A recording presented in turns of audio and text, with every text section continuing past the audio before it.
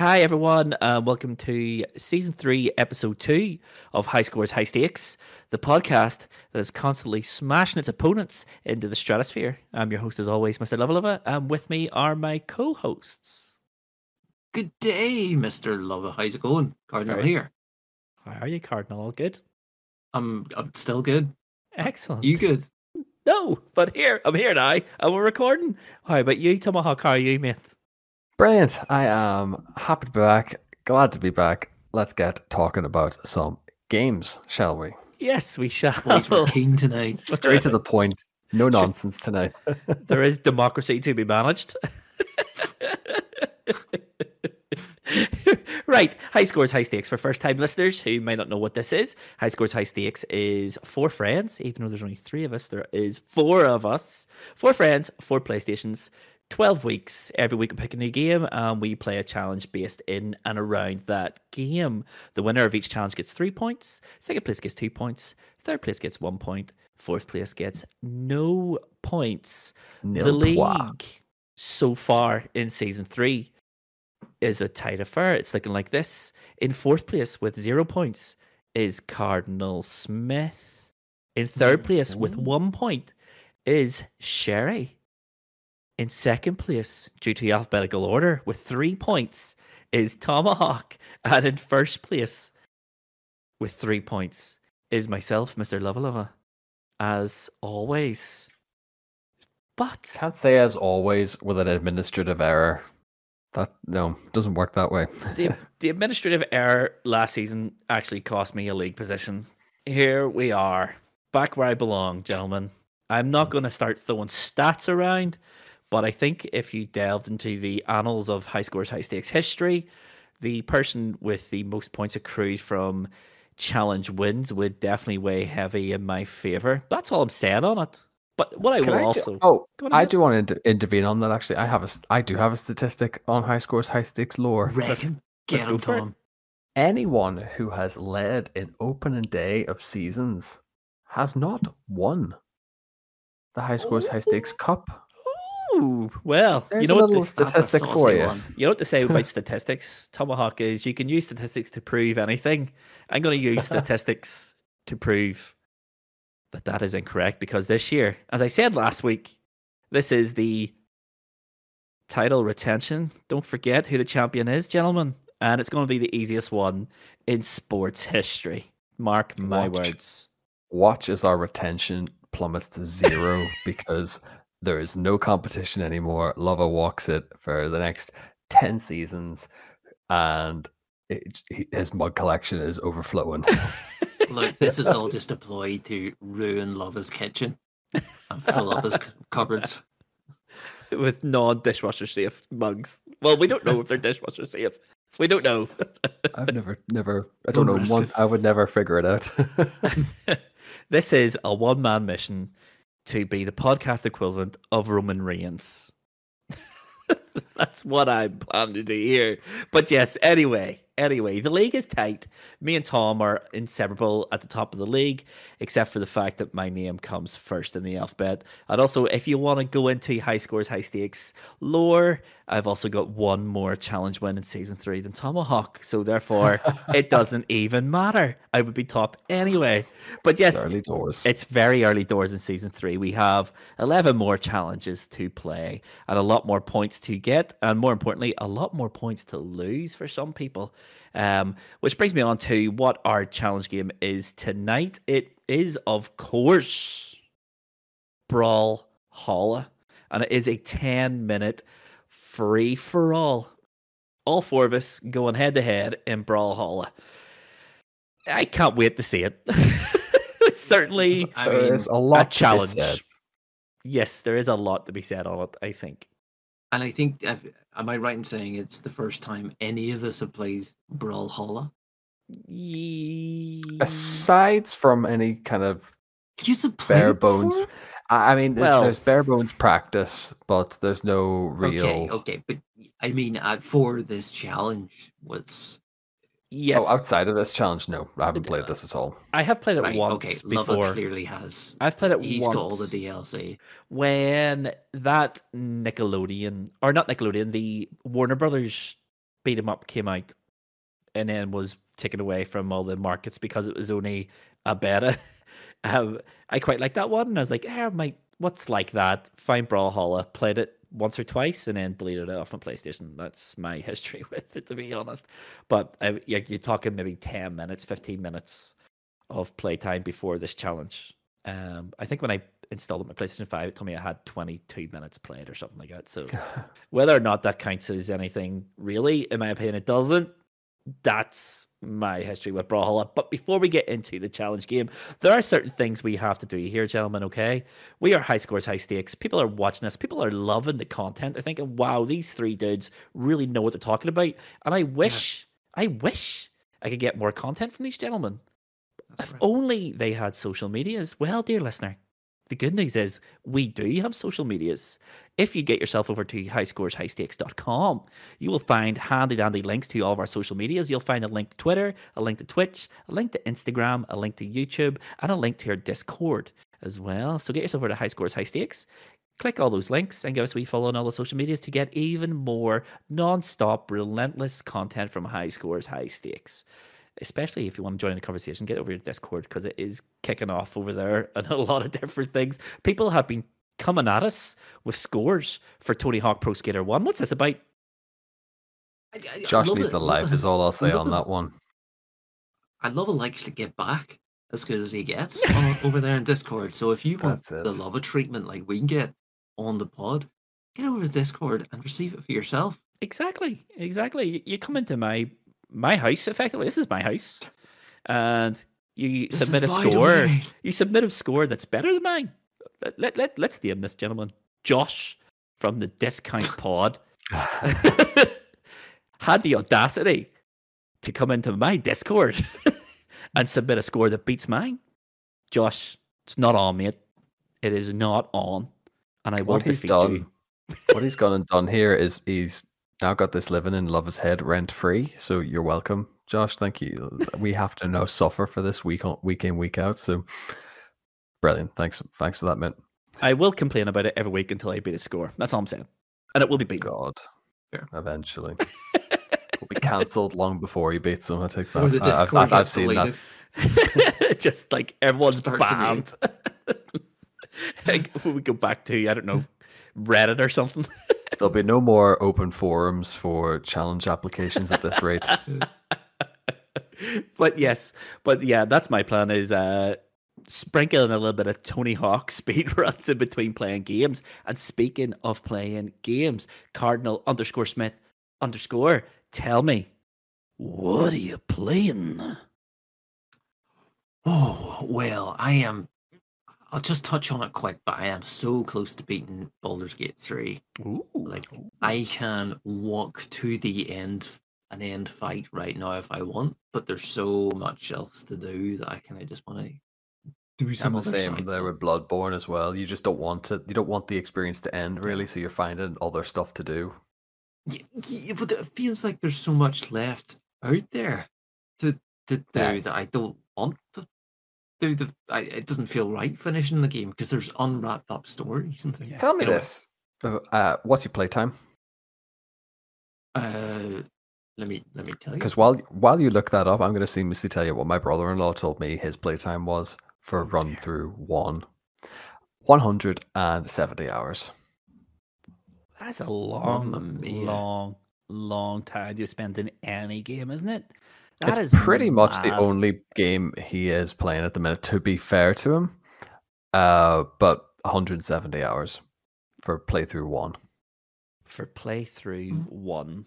My Steam just says 26 and a half, but I can guarantee you I've played it for a considerably larger amount of time. It must be an in-game viewing then, because they probably are taking into account they're not taking into account just idle sitting or things like that. This is where Cardinal loads up. This is where he loads up the game. It's like 600 hours. Cardinal's composing an email to Larry in studio saying, "Here, your Steam counter's broke, mate." Yeah, exactly. What's actually broke is Cardinal's lack of playtime in Baldur's Gate 3. It's being dwarfed by Tomahawk's brother-in-law, and you just can't handle that. It's fine. I thought you have been used to getting beat after 2 and a bit seasons of High Scores, High Stakes, but apparently not. Let me tell you what I'm not playing. Final Fantasy VII Rebirth. Why? Ooh, that's right. It's £70 now. It's just today at the recording is definitely Monday. 100% Monday. This is it's live. absolutely Monday, yeah. Yeah, this is Monday, the 4th of March, but it just came out on the 29th of February right now. And it's £70. It's just too dear, isn't it? I know it's going to drop, but at the same time, you know what? Drop. It doesn't matter. Don't kid You know, yourself. it's going to have to drop. Well, the remake, the first one's now free, essentially, on PlayStation Plus. So, you know, it took a few years to get there, but... Just play the demo. There's going to be fill in the gaps. Just play the original Final Fantasy VII, right? But squint your eyes and tell yourself you're playing the remake. There must be a mod out there. Graphics improvement for the original. What a heck of a mod if that's that. Like, the new one looks amazing. To be fair, that's all I wanted. And there's talk of storylines being drastically diverged. Yes. But I don't want to find that out on Twitter/X/ You need to medias. add Final Fantasy VII to your muted words, like I have done, because I also want to play Final Fantasy VII Rebirth, but I haven't started the remake. And I love the way Square's marketing campaign for this is like, you don't have to have played Final Fantasy VII Remake. In fact, you don't even have to play any Final Fantasy. Play this now and watch a handy-dandy movie that fills in any gaps you might have. Like, that's literally the advert. It's like, wow, no, I will play the remake before I buy this new game. But thank you very much for that. Yeah. So, yes. I mean, I will watch that catch-up movie in a way, but... Yeah, but after I play the game and, you know, I will watch the recap movie once I start into Rebirth. But yeah, I'll be waiting for it to drop in price before I pick it up as well. The days of me going pre-ordering and it not coming until 3 or 4 days late, maybe even a week, maybe even never coming. They're long behind me. Luvva has a long history pre-ordering games, and he gets them like 4 days after the rest of us get them. If at all. There's been plenty of times I've pre-ordered games and have just never arrived. Rock Band 1 is the one that always sticks out in my head. I ordered Rock Band, ordered the band, the box. It came out on my birthday in 2007, and on the morning of my birthday, did the postman drop a big, massive box on my front doorstep? Yes, he did. But it was the instruments, and the game got lost in the post and never, ever arrived. No joke. Me and Sherry went on a road trip to try to find a copy of Rock Band 1, and we found it. I think it was like 30-odd miles away. I can just picture the two of yous opening the instruments and then just not playing, like not... in the moment, just going acoustically, just playing acoustic rock band, exactly. It's been such a long time. Just click, click, click, click. Oh, Sherry, that's really good rhythm. Now, here, listen to me. But yeah, that was the start of my pre-order woes. They only got worse. The problem is, you lived in this belief that it's gonna get better, and it never did. No. Oh, The Division was a classic. Oh, The Division. But yes, enough about this. That could be we could dedicate a whole episode to Luvva's pre-order mishaps. If you want that episode. This could also relate to Sherry's pre-order insanity. Elite Edition, that's right. plus tattoo and figurine. Yes. Right, Tomahawk. Before we get lost in the spiral of nonsense, tell me, what are you playing? Helldivers 2. Ooh. I'm just going straight in there. None of this preamble about how it's a loaded question. It's always a loaded question. Always. But we need to talk about Helldivers 2 and our commitment to bringing democracy to the vast nothingness of Super Earth. Oh. And how you find that? Yes. Incredible. It is just chaos, and I love it. And I'm absolutely in for it. I've been playing with a lot of randoms at the minute. I played a couple of rounds with yourself, Luvva, but I equally can just put the headset to one side, spin the microphone away, and not have to really. You do a bit of team building and team management in. What am I trying to say? You do it kind of just symbiotically with everyone else. You don't actually necessarily have to communicate anything. But I think everyone's so engrossed in their own little chaos of trying to navigate maps and trying to navigate commands and stuff like that. It's just, oh, I love it. I didn't see it coming how good this game was now that I actually have it. Bloody hell. Yeah, it's something else. Surprisingly terrific. It's the first game, as soon as it boots up and that little infomercial shows up that was shown at the showcase. That's so amazing, isn't it? That's it. It's like that Starship Troopers vibe, and then the family get eaten by the bugs, and then it freeze frames with the husband like screaming, and then he walks on screen just going, "Has this ever happened to you?" I just thought it was, but even the tutorial was so brilliant. It was like, "I'm the best helldiver there ever was, and I'm not easily impressed." You crawl under the obstacles. My God, what athleticism! This is the most impressive thing I've ever seen. Yes, it's so good. It is so good. And what I like about it is obviously the past couple of months, if not years, all you're seeing is all these people getting sacked from games companies. We're seeing companies being closed down. You're seeing companies that have literally just been acquired going independent. And it's all, they're all saying the same thing, is that this AAA market is just unsustainable. We can't afford to spend £400 or £500 million on a game, and then it might not ever break even. Even be successful, yeah. And then you have a game like Helldivers, and it's not the only one this year. I mean, you have Palworld as well. They are not the most expensive games ever made. They are not expensive to buy, but you have 2 games this year that have smashed every record that's ever been set on Steam. And surely that's sending a message out to Sony and Microsoft and everyone else saying, you know, there is room in gaming for these, what do we call, AA games that are slightly less resource heavy, quicker to churn out, quicker to get out in the market. And if it's good enough, they will do numbers. Surely that's the message. I do quite like the idea of like, I'm sort of dipping in between it and Death Stranding. Like, I'm happy enough to do Death Stranding and an 80-hour story and chip away at it, because that game nearly allows you to do that and wants you to play it like that. Whereas Helldivers, I probably know for a fact that this game will consume my life, and even you see everything happen in real time. You know, the planet liberations, the systems. You know for a fact that updates and everything like that, season passes, whatever they're going to work it, they're just going to open up more territories. They're going to open up more enemies. I think going for arachnids. What do you call? What do they call the bad guys in them? The Terminids, automatons, and the automatons and the Terminids. Automatons and the Terminids. Yeah. So they're only going to increase. Like, you know, they're going to go further away from that. They're going to add on to it. I have a feeling that this game's going to be one that just lasts forever. We may never see a Helldivers 3.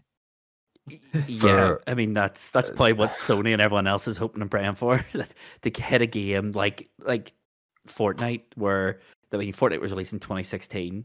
It's now 8 years old and it's still going stronger than ever. And that's the dream everyone's looking for. Everyone's looking for that next Fortnite. Will Helldivers ever be as big as Fortnite? Probably not. You know, probably not. There's less to it right now. I mean, what Fortnite has, it has the base building element, it has the Fortnite festival, it has that Lego thing, and they're just going to continuously add to it. They announced a Disney thing as well pretty recently, didn't they? Like a Disney sort of, I mean, that's you know, Epic have just put all their eggs are going into that basket. They have literally restructured but people are going to buy it up. business. That's it. People are going to lap it up, and like, it'll only serve them for the positive in the long run. But like, Helldivers, just, we've said it before. I know Cardinal said at the showcase like last September that Helldivers was the one that he was like had earmarked for a release initially.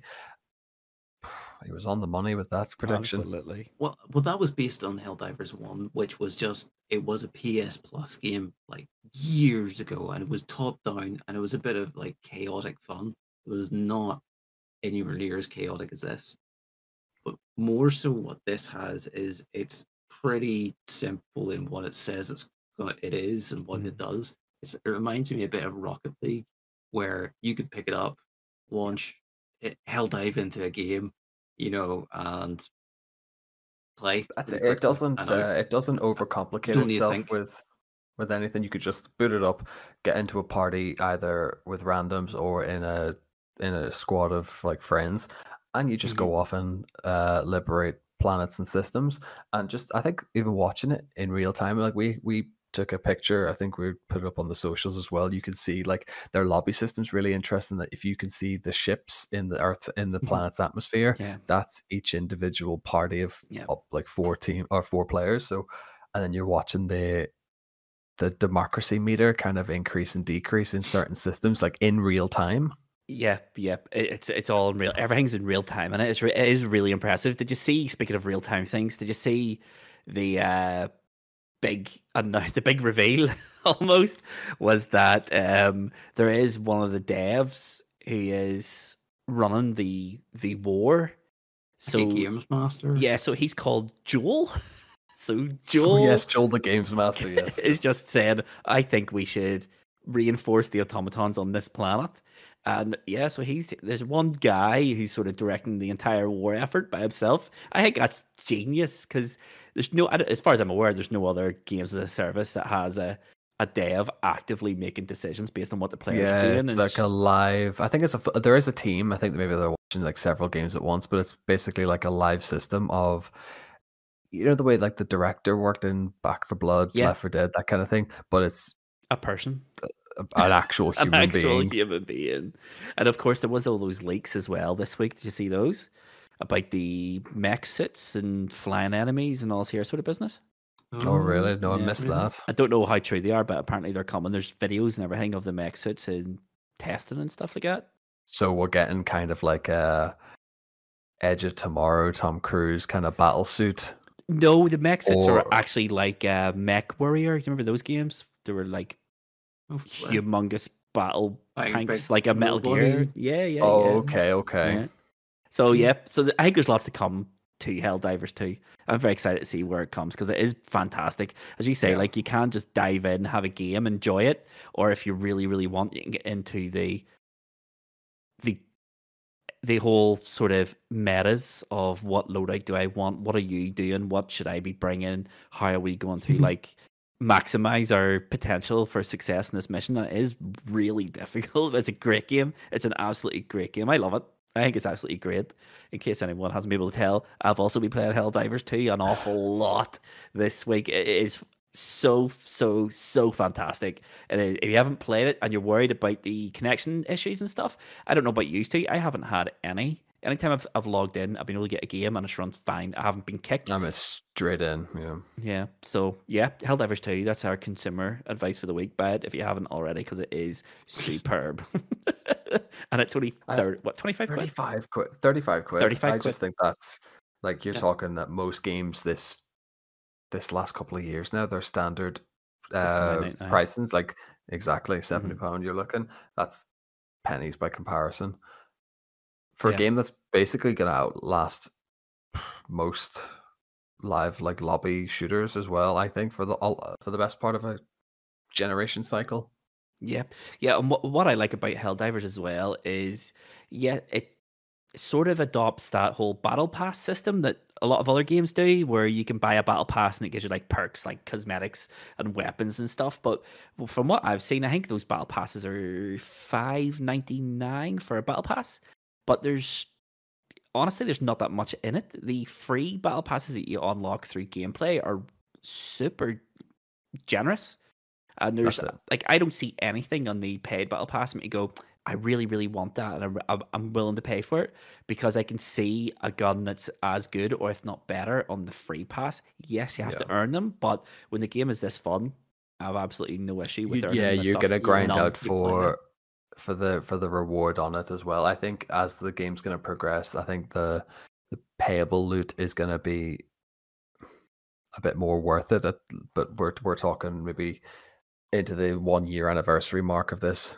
Yeah, I'm just excited to see where they're going, because right now the galactic map only has your automatons to the west and the terminids to the east. There is no enemy north or south, and it just lends itself to what's going to be our next enemy and how hard is it going to be. Under siege. That's it. And each part of the map has like they're in concentric circles as well. So like the closer we are to Super Earth is the most liberated, we'll say, and the further out to their like home enemy territories, there a lot of them are at 0 liberation. So I think the player base seems to be like liberate the immediate and then we'll work our way in. But I think they've got some. They'll have stuff big planned for seasons of Helldivers. We'll say. What I would love to see is, because they're concentric circles and there's all these planets, lots and lots of planets. I would love to see if the war effort where the Terminids and the automatons get to the same concentric circle in neighboring planets, that you could be then faced with a case of one planet with both enemies. That would be superb. Tune in next week to High Scores Helldivers. Yeah, that's what I was going to say. Find out. I think we should move on from this. We do have a quite a wee bit to cover. Last week we had Question of the Week and Poll of the Week. So we did. So Question of the Week was, what was your favourite song on Tony Hawk's Pro Skater? We only got 2 replies. Boo. Again, Josh from the Discount podcast give us an answer, and his answer was, as you would expect, detailed as anything from Josh. So he says in Tony Hawk Pro Skater 1, it was Jerry was a race car driver, which is not a bad shout. I actually really like that song too. Love it. Great song. Yep. And in Tony Hawk Pro Skater 1+2, they added songs, obviously, and his favorite song from the remaster was "See Him in the End," which is not jumping out at me. I can't really remember it, but if Josh says it's good, it's probably not. Got you, Josh, you. and then he says, out of all the Tony Hawk games, it's a song called Imaginary Places. And then on Twitter, we also got an answer. I'm trying to find it here. So we got 2 answers to this, which is a bit disappointing, but here, do you know what? It is what it is. Cardinal, what's your favorite song from Tony Hawk? When I found this answer, I'll tell you. And it's one I've used for various reasons. Rage Against the Machine Guerrilla Radio. It was on Tony Hawk's 2. 2, yeah. But I've used that in times of dire motivation needs. To, like a guerrilla radio. I'm like sitting in a car driving somewhere trying to get pumped up or something. I don't know about anyone else, but when I played Tony Hawk 1, 2, and 3, if I was having like a bad time of it, you know, sometimes it's just, it doesn't click and you're having these bad runs and you can't get a combo, you can't get the challenges, whatever it might be. And I used to skip to like one song, because like one song was definitely that song that made me play better. And in Tony Hawk's 1, it was definitely Goldfinger, Superman. It was 100% that. But yes, this answer on Twitter, and then we'll get to Tom's, was from Like a Dad, from the Like a Dad podcast.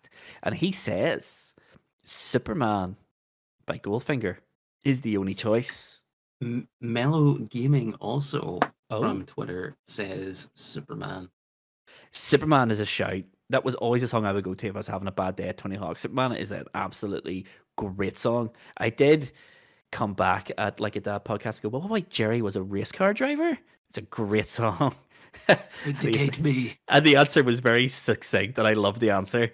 One is iconic and synonymous with Tony Hawk. The other one I had to look up and swiftly turn off.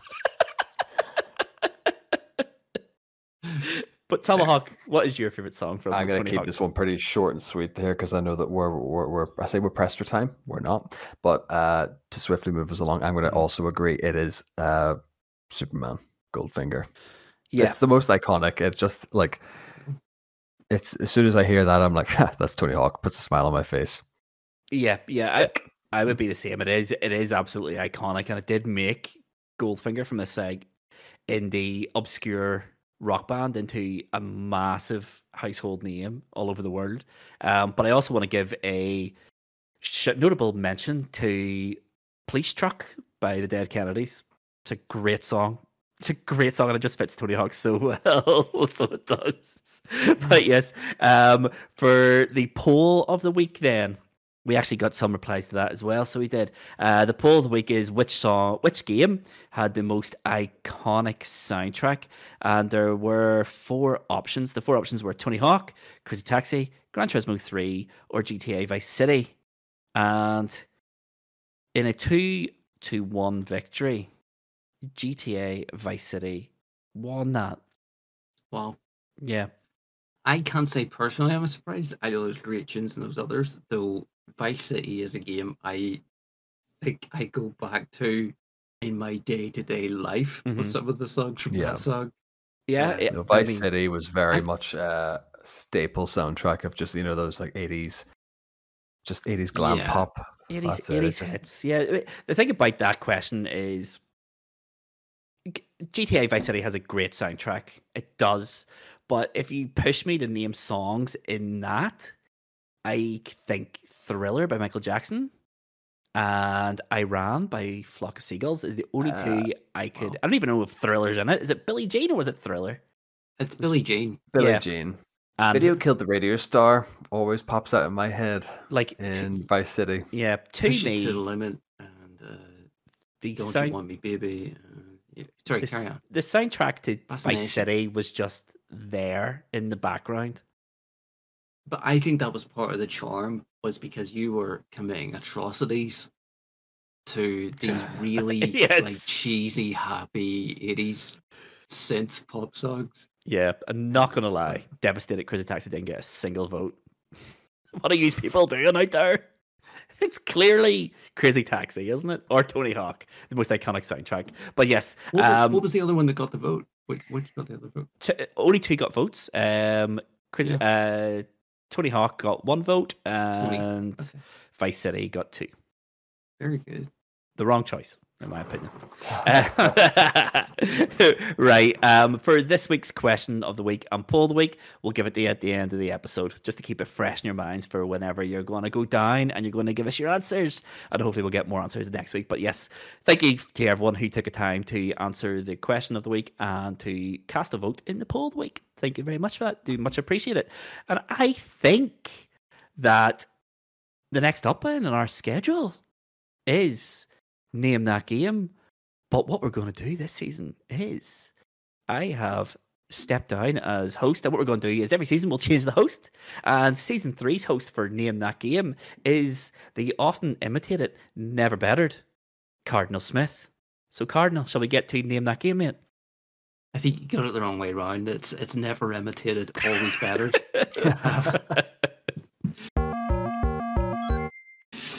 All right, folks, welcome to Name That Game. Filmed in front of a live studio audience. All right, folks, you know how this works, okay? I'm going to read a Amazon review of a game, and I'm going to replace a few keywords, and you're going to have a few goes at guessing what game it is. There will be clues if needed. You ready? I was born ready. You son of a gun, let's do it. Our first game, okay, fastest finger first. Ooh. The game looked pretty decent at first, futuristic, but the gameplay is just awful. The checkpoints are a joke. It could take you 15 minutes to cross a very tricky platform by running and jumping across walls, only to be greeted by 5 or more enemies constantly shooting at you, and you have to go up to them and kill them. You could take out the first 2 or 3, which can be very difficult, get the 4th enemy, and take even 1 bullet from it, but then you start back at the checkpoint, and you have to cross that tricky platform and kill the same enemies you did before you died. That was all one sentence. Okay. Fab. Requires a lot of patience, and games certainly tested mine. To all FPS, TPS lovers, stay away from this. I traded it in after 2 days. Pretty garbage game all around. 1 star. It's Mirror's Edge 2. I can't remember what it's called, but Mirror's Edge 2. It's good, but it's not right. Oh, okay. Because I was going to correct it. It sounded so sure of it. And it's Mirror's Edge Catalyst is Mirror's Edge 2. Yeah. It's a nice answer. It's a wrong answer. Is it? Oh, I'm trying to think now. Is it? I thought that was your answer. No. I have it now, and it's gone from my head. Someone fill the awkward silence now. I'm like, I think Cardinal might want to reconsider my answer there.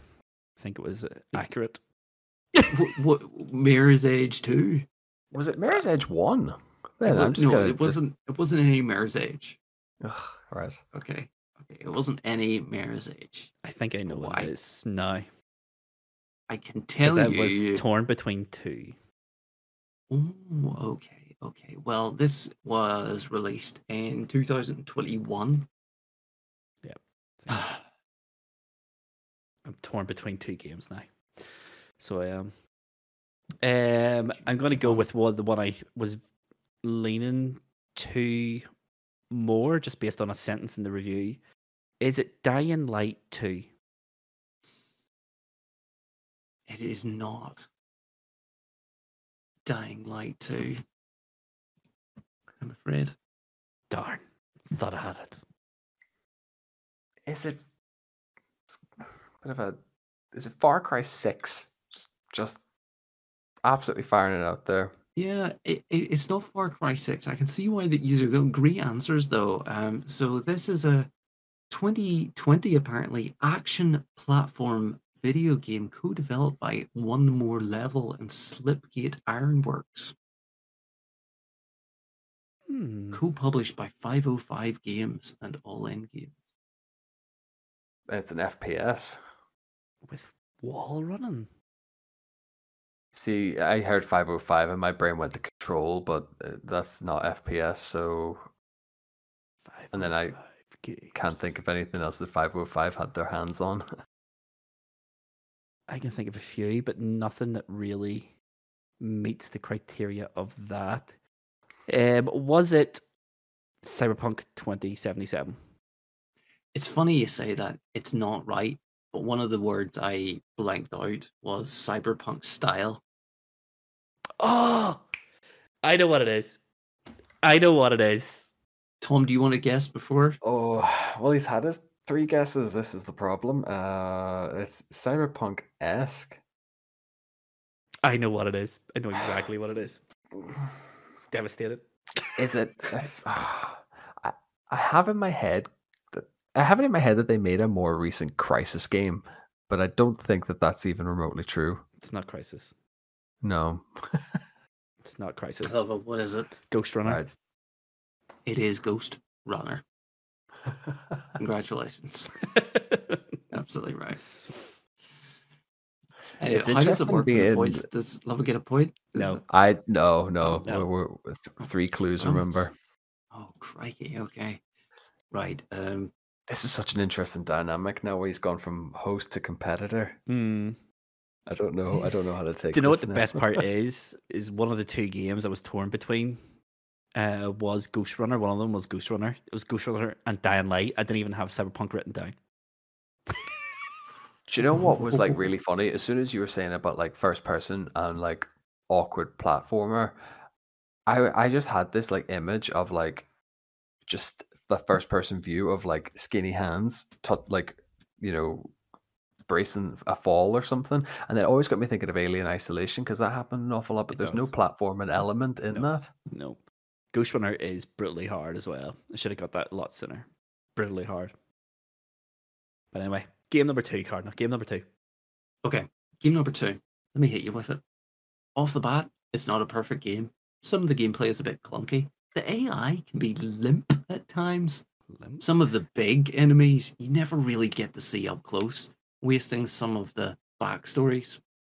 For such an open game, it's actually quite linear, but it is a really fun idea. They paid enough attention to the detail to the little things. The characters are really well written, and there's a good cross between Dishonored and Hitman that gives some great gameplay. I went with it all the way to platinum, and only towards the end did I feel like I was grinding. And at the end of the day, it's a lot of fun. So Dishonored and what was the other game? So it's a mix of Hitman. Dishonored. Hitman. Oh, I can see that game. purely because I'm playing for clues at the minute. What is it called? Is it Outer Worlds? It's not. It's not. I'm kind of just, if I could do that one, it narrows it down for me that way. Oh, that's going to annoy me. What do you call that game? I can see it. I bet it released in 2022 as well. I can see it. What was that game called? I'm not going to get it in this. And just to push forward, I'll say Redfall. Okay, yes. It is not Redfall. Whew. I can tell you, you might get this one. Okay, it was developed by Arcane Studios. I can't remember what it's called. It's the game. What is it called? Damn it. Dishonored did Arcane, didn't they? Yes, They were, yes, that- yes, yeah. yes. They did Prey as well. What was that game called? I can see the game in my mind's eye. I can't get the name of it though. Deathloop. Yeah, I give that man the point. Congratulations, Luvva. You get the point. It is indeed Deathloop. Yes. Ooh. That's annoying when you can't remember the name of the game. I could see it in my head. I could see it. So I just couldn't get the name. I knew it was something to do with rewinding and all that sort of business. So Well, do you just want to do one more? yeah. Yep. May as well, yeah. Okay. Right. Hard to get Amazon reviews for this one, so a bit of Ooh. a stretch. Name of game is one of the best games I have ever played. The worlds are huge and graphically brilliant, and the controls will suit all types of gamer. 2-player mode is fantastic because you can knock your buddies with knockdown, and competition is fierce. The one thing that let the game down for me is the difficulty. It was really easy to complete in single-player mode, and a competent gamer would be through it very quickly. For example, I completed race mode in just under 3 hours. Overall, I'd give it a 4-star rating. That seems to describe like 5 different types of games there. A big, Yeah. massive, graphically like stunning open world game from what I have took from that, but has race mode. I think that this might be Super Monkey Ball Banana Bedlam, whatever it's called. I beg your pardon. Are you okay? Is it What? not Super Monkey Ball? Super Monkey Ball? Yeah. It's not that. That's not the answer. Graphically stunning. Open world. Everything else describes it. It says quite open, didn't say open world. It's quite open leveled. Didn't say open world. That's true. Is it Portal 2? It's not Portal 2. The co-op on that, and you can knock them over. You can not dual damage as such, but you can like slap your opponent or your partner around, basically. This review was from August 2004. Oh, okay. And it might have been a PS2 exclusive. Yeah. Does sound it then. So 2004. Oh, is that that's the clue? Yeah. God. So That's clue one. co-op, it's quite easy. Is it Star Wars Battlefront 2? It's not. I swear my PlayStation 2 knowledge is going to let me down big time here now. Is it The Lord of the Rings Return of the King? You would don your little fancy ring and turn invisible because you haven't got the point. Ah, All right. but you have it there. Let's go. Okay, let's see. It's also not easy in any mode, Lord of the Rings, by the way. No, that's what I was going to say. Clue number 2, Cardinal.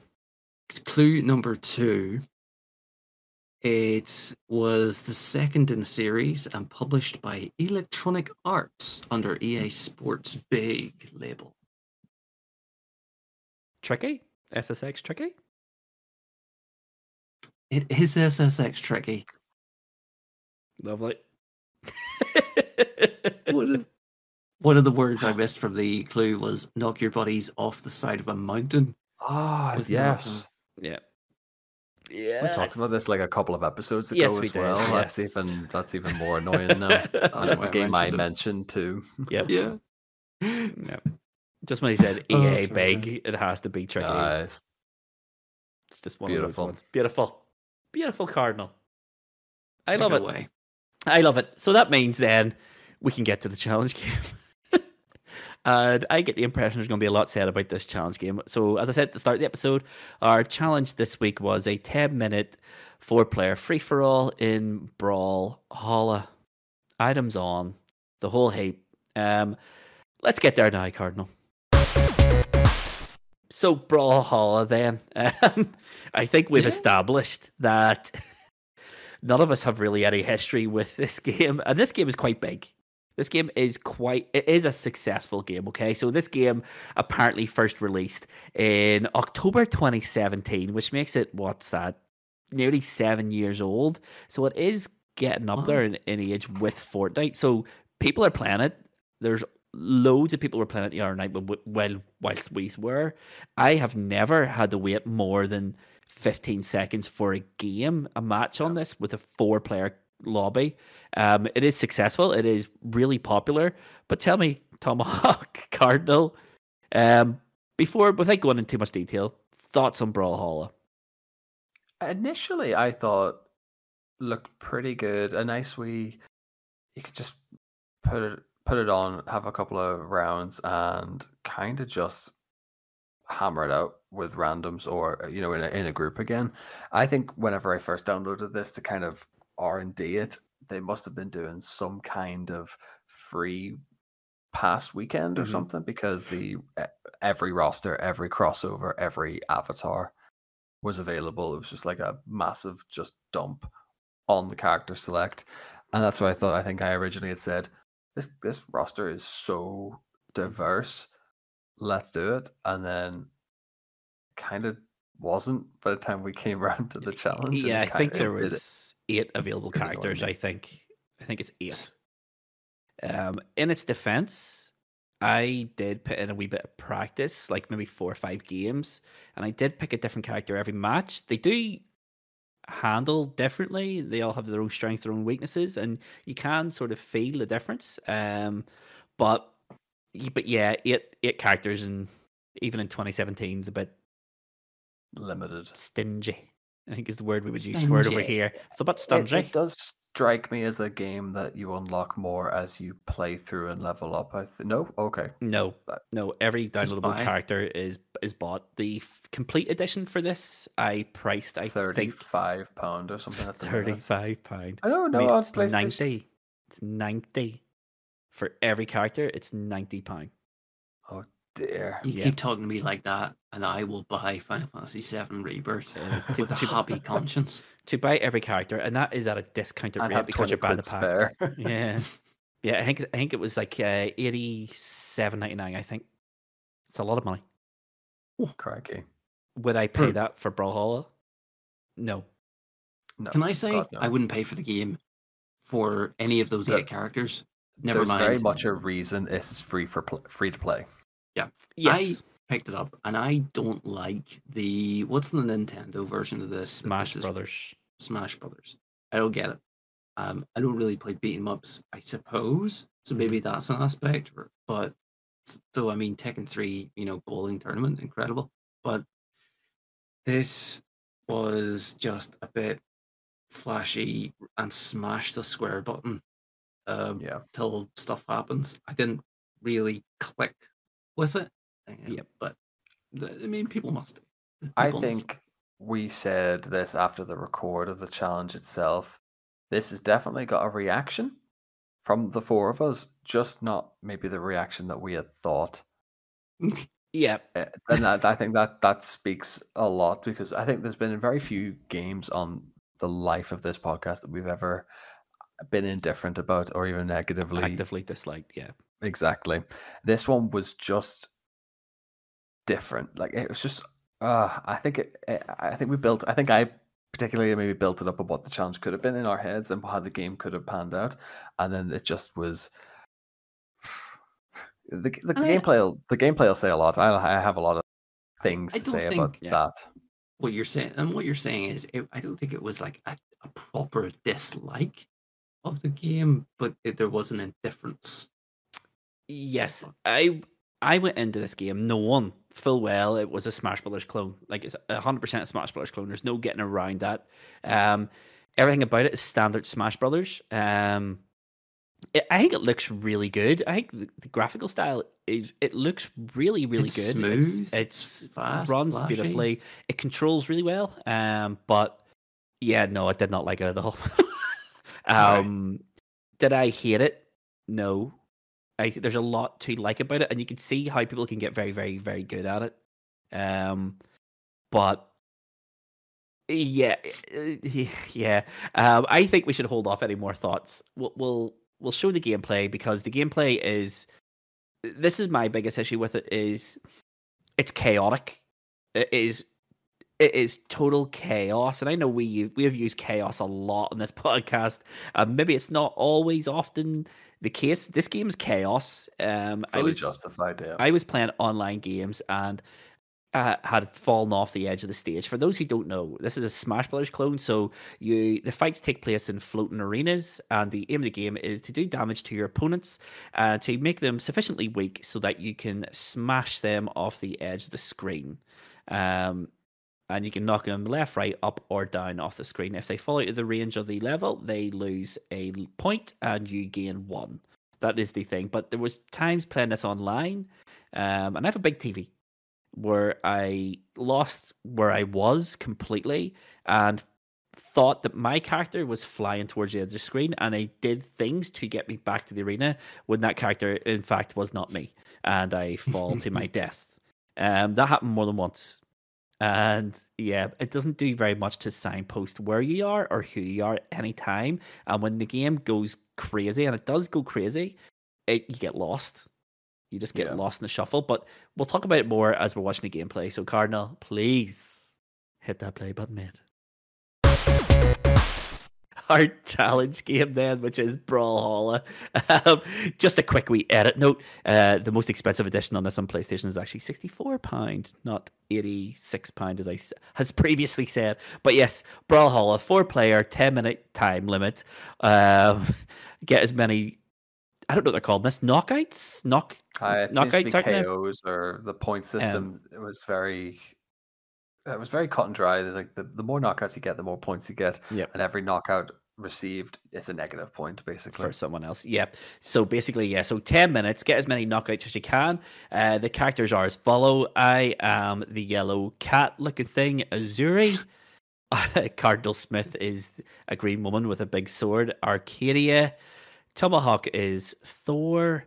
And MrJohnSherry, of course he has. It's a free-to-play game that has cosmetics and skins, and Sherry has paid for Rayman, apparently. So that is who we all are. So yes, and the arena is called the Great Hall.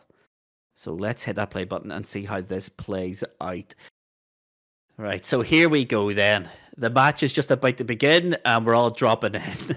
And straight away, Big Sherry is on the attack, relentlessly attacking. It's his fighting game way, just non-stop attacks. But yes, just aggression, that's it. Yep. So here's me off the edge trying to work out how to get back up, but yeah. Yeah, it's good. The movement system in this game is one thing I really did like about it. So once you leave the ground, you get a double jump. You can jump twice. You can jump at any time you want as well. And you also have a dash on the R2 button if you need to close the gap. Yes. I did not know that. Yeah, so you can dash on the ground or in the air. You only get one, and it only resets when your feet touch the ground again. So right now we're a minute in, and it is no score. Tell a lie. Sherry has just knocked me out. Sherry's actually got 2 knockdowns as well. So it looks like 1 KO is worth 2 points to the knockouter. It's where it depends. It seems to depend on. Yeah. Oh, okay. Yeah, it's +2. Yeah, it just went up +2 on Sherry. Yeah, Wild scoring in this game. It's a strange metric because it took us about 3 or 4 days after the challenge edit to realize where the health meters were. Yeah, it doesn't make it very clear. So Smash Brothers uses a percentage system where the closer to 100 you are, the easier you get to knock out. Whereas this, it's color coded. So you start off as white and then go to red. It's just a very... Red is like the darkest one, and then it just leaves you open to being catapulted across the arena. But I just really struggled to kind of... I've just threw myself off the edge there because I've lost track of me on the map. Yeah. So I think every time you accidentally kill yourself, it's a -3. That's it. Yeah, you get hugely penalized for a suicide in this game. But yeah, I find, especially on this, my playthrough seems to be just very reactive to everybody else. Yeah. And then by the time I'm trying to throw a punch or charge a heavy attack, the 3 of you are at a different arena, a different part of the arena, and I'm then playing catch up again. Yeah, yeah, it is a funny one. So right now, we're 7.5 minutes left to play. The score is 7 to me, 1 to Sherry, -2 for Tomahawk and Cardinal. And yes, I found out very quickly that the best tactic to use in this game that I could find is use your movement options and just kind of don't really try to engage anyone until you can get a combo or get them off the map completely. And that's what I did. I just sort of jump around, attack whilst jumping. So your attacks are tied to a button press and a direction. So every cardinal direction will do a different attack, is what I find out. And you also have your charge heavy attack thing, which... charged heavy attack, it's the most pointless. You never get an opportunity. That's it. You never really... And if you do, by the time you have it primed and ready to go, that person's long gone. That is a double knockout by me there as well. So I'm now on 10, Sherry on 2, Tomahawk on -1, and Cardinal on -3 with 6 minutes to play. My sort of game plan at this point was I realized that I'm not coming in to win this one now. I think I just need to stay ahead of Cardinal and just kind of at least play for a point.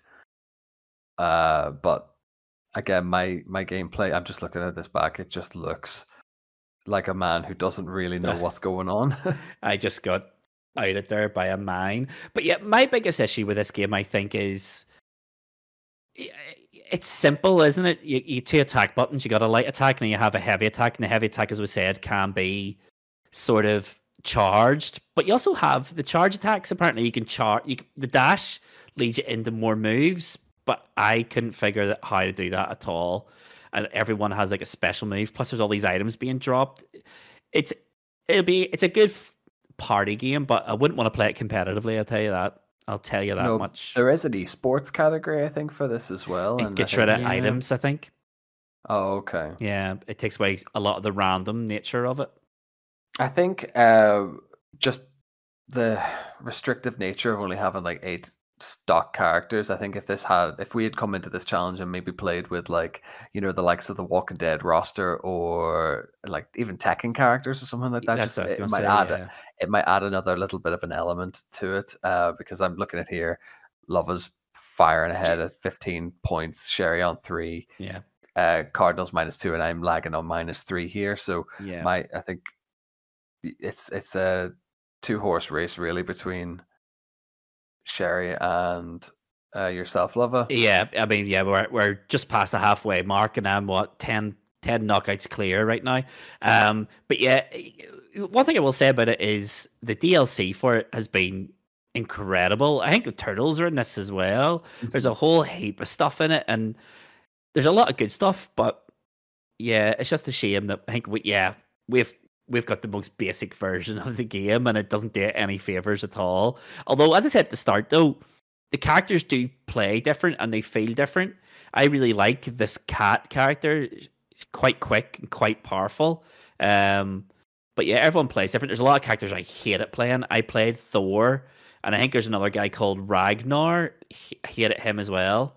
I think if I was going to play this, I'd be the cat all the time. Yeah, I know he's very quick on, like, their quick attacks are quick. I think that this is what I maybe struggled with, was I kind of did a bit of practice with a broad strokes on everyone, and my initial thought was everyone plays the same. That yes, they have their stats on damage doled out and damage received, really, but Yeah. I thought in terms of their actual like movements, everyone felt a bit samey. Yeah, they've all got their like different jump heights and stuff, but it's like that sort of stuff's negligible. But I don't know. I just felt yeah, these all feel quite different, and it made me wonder about. I wonder what the other characters like, or how much are these DLC characters and stuff like that. But I don't like the game enough to actually drop money on it, to be honest. No, not at all. I think you wait for a free event and you can hammer it out with, like, because their crossover like rosters looked incredible. To be fair, it is what it is. It's maybe just a victim of wrong game at the wrong time, really. So just to tap in, 2.5 minutes to go. There's 20 points to Luvva, 1 to Sherry, -2 to myself, Cardinal, and -4 to Tomahawk. And I just want to say, I had no idea while playing this that it was Luvva who was knocking everyone out. I didn't know who at any time was knocking me out. And I was just chasing shadows the whole time. As I just knock Luvva out, I get points. Yeah, and rob me of one as well. I just noticed that every time you get knocked out, you lose one of your kills. It's a laugh, though, because I'm watching Sherry, who's sitting second on 3 points at this point. He's comfortably second, but isn't going up or down in his points, really. Oh, he's just got a kill there, but for the last couple of minutes, he's sort of had been consistently sitting at that 3-point mark, so he kind of just bees there, but doesn't actually like impact the game heavily. Yeah, he's on 5 right now. He's 6 points ahead of me and you, Tom. So I think at this point, I thought 90 seconds left. I'm -5. I'm not getting anything done here now. I'm just kind of having a wee run around picking up items and not really knowing what I'm doing with them at this point. I think I had mentally very much checked out at this point. Yeah,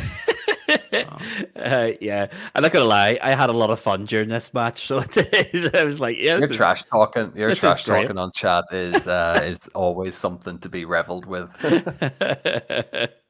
But yeah, we're down to the last minute.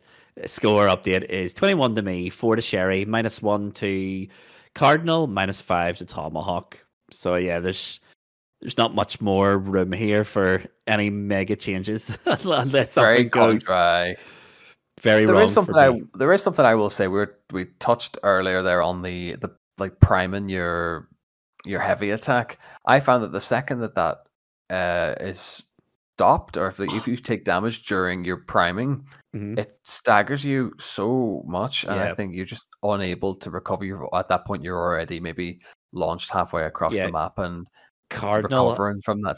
Cardinal just got a great double KO on me and Sherry there. Absolutely unbelievable. But it's reversed. And that's pulled him up into second. Yep, that's it. Absolutely reversed the points. So it has score updates. 10 seconds left. I'm on 20. Cardinal's on 5. Sherry's on 3. Tomahawk's on -6. And it would have been -7 there because I had just sent you sailing into the sun. And that is the end of it. After 10 minutes of absolute carnage, the results are in last place Tomahawk with -6. Third place was Sherry with 3. Cardinal second place with 5, and me in first place with 20. So we'll wrap up our thoughts and feelings on this, and we'll see what that does for the league table, shall we, gentlemen? Yes. So that is it. Brawlhalla done. Challenge number 2 done. Episode 2 very, very nearly done. And that leads us to think, do we have anything we want to say to the fans at home? So Team Cardinal, anything you want to say to your fans there? Yeah, I do. I just want to, have faith. I know what it takes to be a champion. As you saw there, I turned it around. I was last at the start, came through the second, so I don't think there's ever any catch in Luvva on this one. No, not a chance. No. I think Sherry can feel reasonably aggrieved that he didn't get second, but he just didn't get any points. He didn't in that last few capitalize. He minutes. kind of sat in second for a good while, and then a double KO is really, it's a big just flip the points. Point swing. Yeah, absolutely.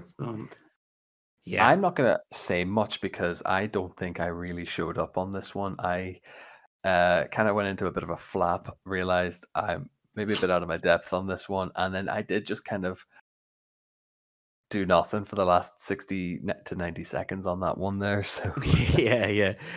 To be fair, it was a hard challenge because I think I played like maybe 4 we practice matches online. First one I got absolutely pummeled because I tried to treat it like a fighting game, so like constantly engage in someone. And it was maybe the third game, and I realized actually if I just jump around a bit and sort of use movement and get around and sort of let everyone else damage each other and then just try to swoop in and take what you want. The last practice game I brought it to sudden death. So sudden death in this game is really interesting. So if 2 or more players are drawn at the end of the round, then it stops the fight and then drops everyone back in, but everyone is ready to be KO'd. So it's literally one hit and you're done. Okay. And it came down to, I got out there was 3 of us. I got out the first guy really, really quickly. And then that's when I realized, oh, hold on a minute. If I get hit here, I'm gone. So it became this like weird sort of trying to get into position to hurt each other. And it was this really tense battle between me and this guy. It's very much the first person to overcommit then is going to lose. And then I overcommitted. I tried to lure him to the edge. So I had mastered that dash and sort of I jumped off the edge and then kept my double jump to get further away and then hoping for him to come at me when I tried to make it back in so I could spin him. But no, I spun too early, and just as I finished my spin, he just smashed uppercut at me clean out of the arena. But that's a really good system. There is a lot to like in this game. There really is. The roster, if you pay for it, what's that, £64? It's a lot of money. There's a lot of characters in there. I'm sure you'll have a lot of fun with it, but it's just for me personally, I like my fighting games to be fighting games. If I wanted to jump around arenas all day, I would play Mario. To be honest, like I think to say I probably, if I'm ever going to go back to this, I might go back to the mobile version. I think it was mobile version originally, and then it's kind of grew legs and has moved on to console. But I think if it's going to be something that works, I'm gonna maybe go back to the OG, maybe the iOS edition, and try it out that way. Yeah, and maybe see if it plays any different there. But I can't see it. I doubt it. That being the case, I think it'd be more frustrating because of the small screen. Your fingers on the screen to control it. I don't think that would work at all. It would be. It just sounds like an absolute. That was my first experience playing this. Is I couldn't get time on the PlayStation, so I put it on PS Remote on my phone. Yeah.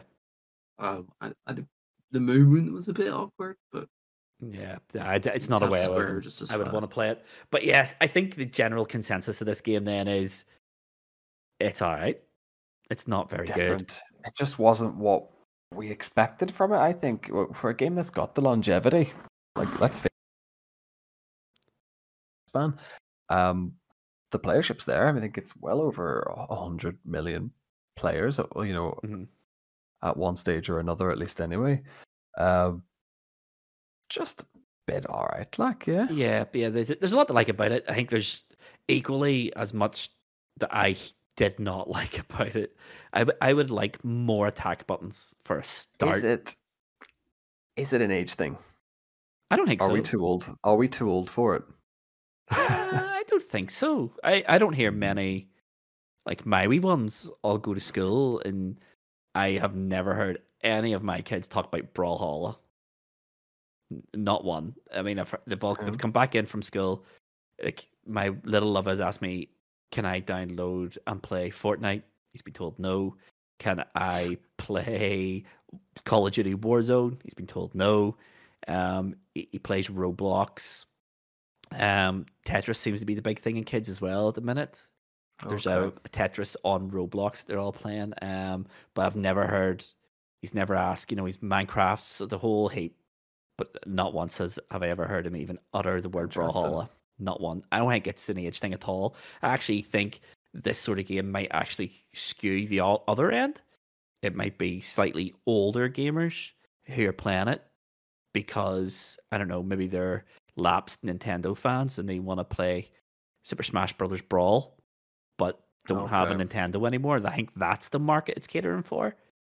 Well, here's all your favorite characters, like Hey Arnold's in it, and Gerald from Hey Arnold and stuff. You know what I mean?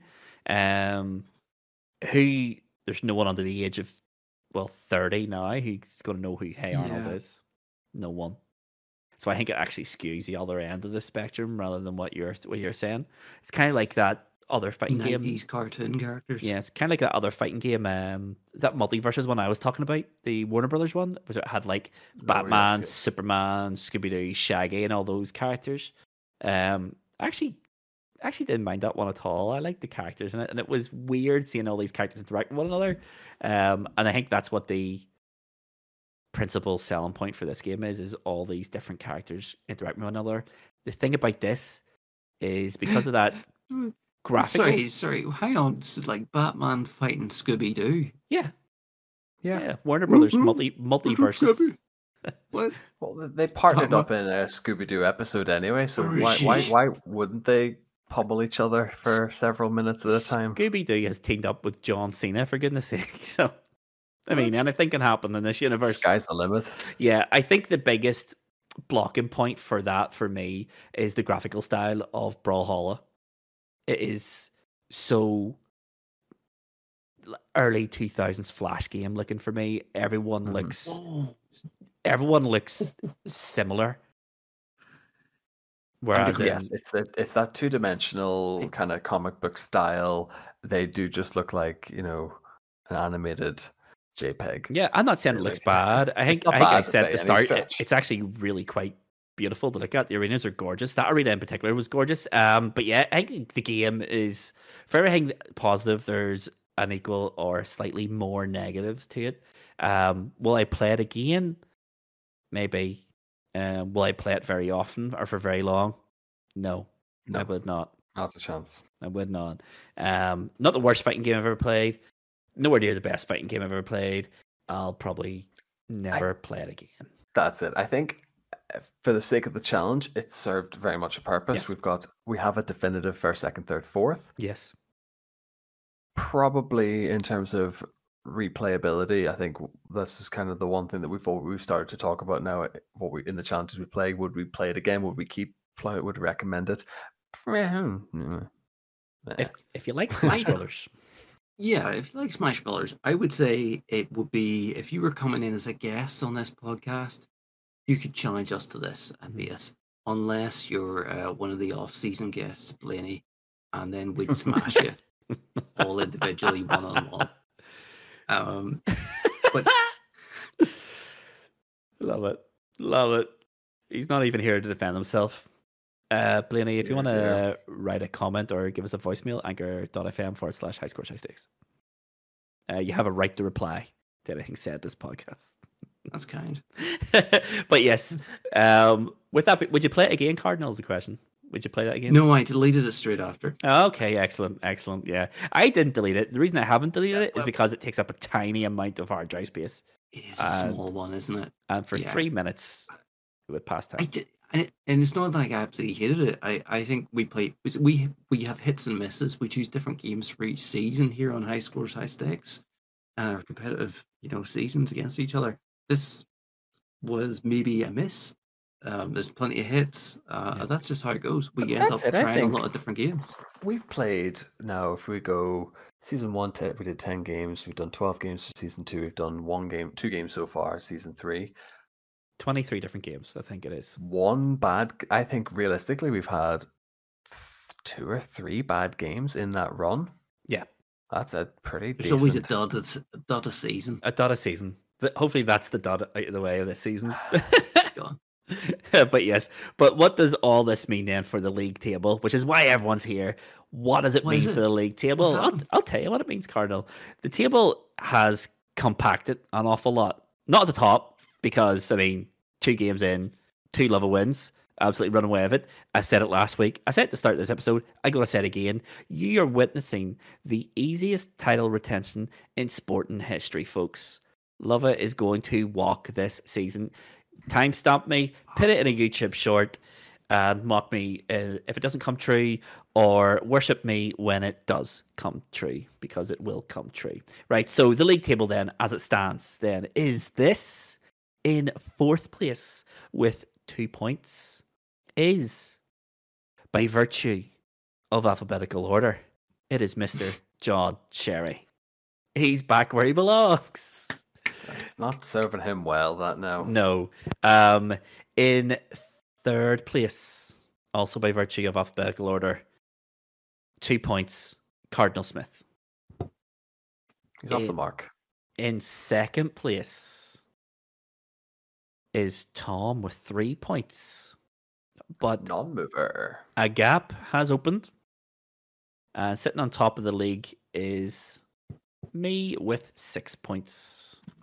So me on top with 6, Tom in 2nd with 3, and Sherry and Cardinal find out for 3rd and 4th on 2 points each. That is what it means for the league table. All right, so that means with the challenge game being done and dusted, we've said all we can say about the game, but we do have more to say in the wrap-up section, so let's get there. That is it, gentlemen. Another episode all wrapped up. Beautiful. The lead at the top of the table is ever increasing. But there is one other thing to consider when we're talking about the league table here, and that is our season-long challenge. And if you held on to the very end of the last episode, you will know that our season-long challenge is one big, persistent game of Civilization 6. And the good news is we have started our game of Civilization 6. And we actually played for just about an hour, I think it was. And we completed in that hour 36 turns. So let's just spend a few seconds talking about where the state of play is on that, okay? So, Tomahawk, your Civilization. And I just love that this is the first time Tomahawk has ever heard of Civilization. Yeah, we did a beta run of this just to kind of get a grasp of everything, like the sort of mechanics of the game and whatnot.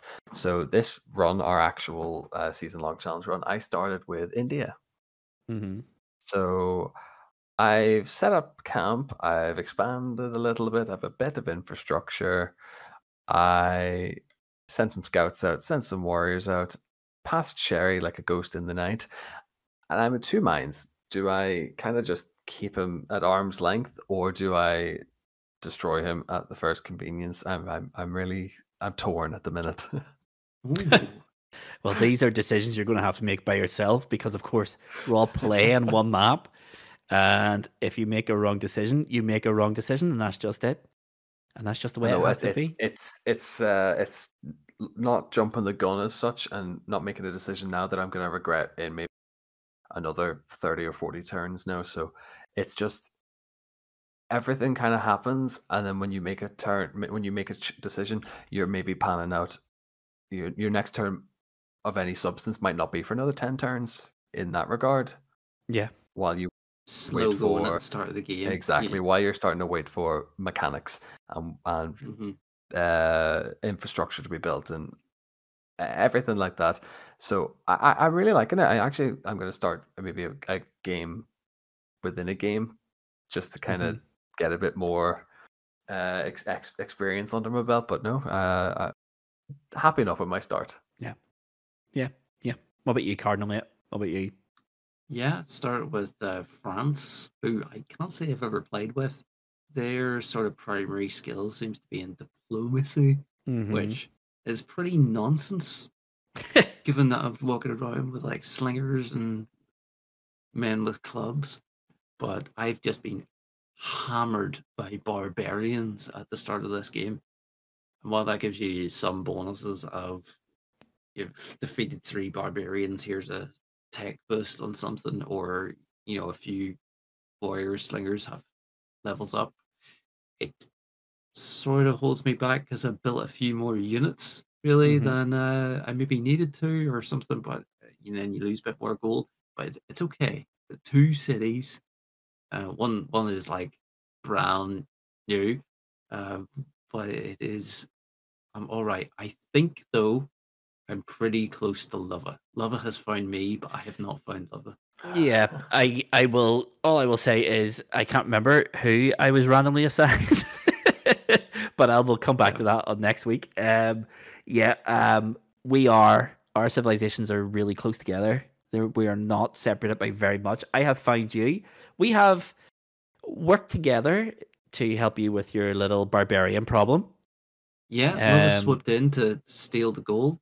Yep, barbarian encampment. You say steal gold. But I made the decisive move in order that brought you your victory. I have also created diplomatic links with Brussels, who have helped me with a little bit of a barbarian problem by northern border.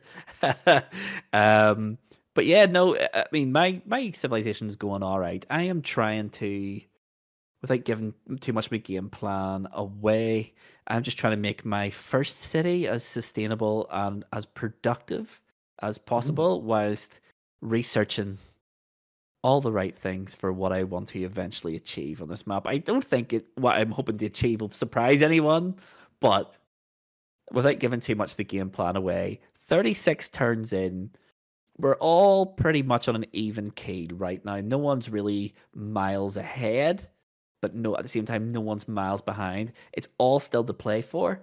And as we get more used to what the game wants us to do, once we finalize our final game plan and how we intend to win, then we'll see the real action hit. But if you do want to see our week by week games on Civilization, we are going to upload them onto YouTube. You'll hear our always pleasant voice chat during the game as well, of course. So that is the state of play with Civilization. Our season-long challenge, which don't forget is worth 12 points for the league table at the end of the season. So the winner will take 12 points. Everyone else will take nothing. So it could be the pendulum that swings someone from second to first, or from fourth to first, depending on how the league pans out. But yeah, that's it for Civilization, which means we have to do our question of the week and our poll of the week. So because we're playing Brawlhalla, a fighting game, what the question of the week is going to be is, who is your favorite fighting game character of all time, and why is that character your favorite? So when I say character, it doesn't have to be just stock characters in the base games. It can be DLC characters, it can be guest characters. So for example, if your favorite fighting game character of all time is Negan in Tekken 7, then tell me why. And our poll of the week is going to be, what is the best fighting game franchise of all time? And you're going to have 4 choices again. And your 4 choices are Tekken, Mortal Kombat, Street Fighter, or Super Smash Brothers. Easy. Easy. All you have to do is pick one. Don't even have to explain it. Just pick one. And then that means it's our social media recap. So if you want to follow us on social media or anywhere else on the internet, direct your browser to highscoreshighstakes.com and click on the links at the top of the screen. We have links for Twitter, Twitch, Instagram, YouTube, Discord, Spotify, the whole heap. Get yourself to highscoreshighstakes.com and keep up to date with everything that's going on in the world of High Scores High Stakes. And with all of that said, gentlemen, we have only one more thing to say. I've been MrLuvvaLuvva. This has been High Scores High Stakes. See you Monday. Love y'all. Bye. Aloha. Hi everyone, this is Future Luvva coming from you from the future. When editing, I realised that we didn't tell you what the challenge game is for next week. The challenge game for next week is going to be the first level in Echoes mode on Bulletstorm Full Clipped Edition. And there will be 3 points for the fastest completion time and 3 points for score. So 6 points this coming week.